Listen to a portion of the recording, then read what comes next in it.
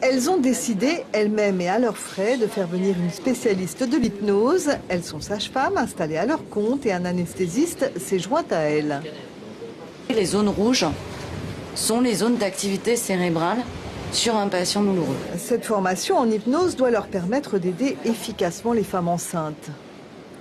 Ça peut servir pour la douleur, ça peut servir pendant toute la maternité, pour la perte de poids, pour la maîtrise de tous les symptômes de l'accouchement, pour les risques d'accouchement prématuré, pour la cicatrisation, les problèmes d'allaitement, les souvenirs d'accouchement traumatique. Et pour l'anesthésiste, c'est une nouvelle discipline dont l'efficacité se mesure scientifiquement. Effectivement, on s'aperçoit que quand on met les gens sous hypnose, il y a des régions du cerveau qui fonctionnent différemment. Alors, à quoi sert l'hypnose au moment de l'accouchement, puisque la péridurale existe? C'est vraiment redonner toutes les ressources à la personne pour qu'elle se connaisse vraiment. Reprendre le contrôle, il paraît que les femmes sont de plus en plus nombreuses à vouloir tenter l'accouchement 100% naturel, sans être totalement opposées à la piqûre s'il le faut. Je dirais pas non à la péridurale, mais si je peux m'en passer, ça serait bien aussi. Vous faites partie de la génération de ces jeunes femmes qui disent la péridurale, pas à tout prix. Non, voilà, c'est ça, tout à fait, pas à tout prix. Les jeunes femmes, de plus en plus, nous font cette demande de se préparer autrement et d'avoir une alternative à la péridurale, souvent associée à des histoires d'amis qu'elles ont eues, qui n'ont pas senti du tout la naissance, par exemple.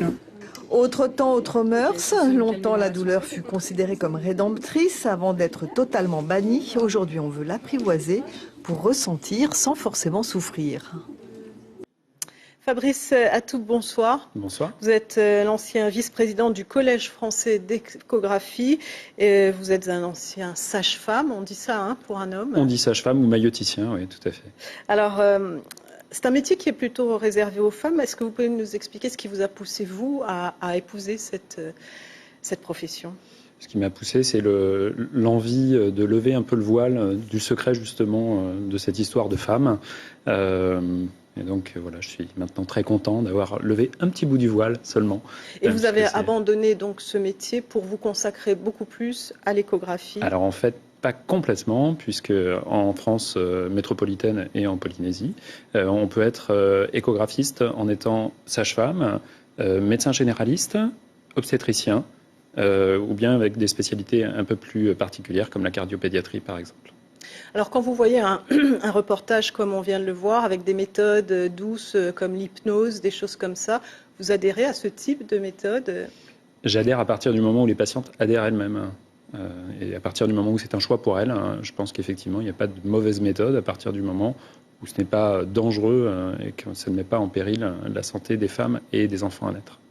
Vous êtes ici à l'invitation, j'imagine, de l'Association des sages-femmes de Polynésie. Vous venez assister et former peut-être au niveau des assises de sages-femmes. Exactement. Donc c'est le Conseil national, enfin le Conseil de l'ordre, de Polynésie des sages-femmes qui me convie à participer à ces premières assises.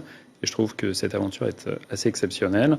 Et j'espère pouvoir échanger beaucoup avec elles durant ces 2 jours de formation. Justement, en matière d'échographie, expliquez-nous qu'est-ce qui a évolué? C'est le matériel, c'est la façon dont on regarde. Qu'est-ce qui évolue dans ce domaine?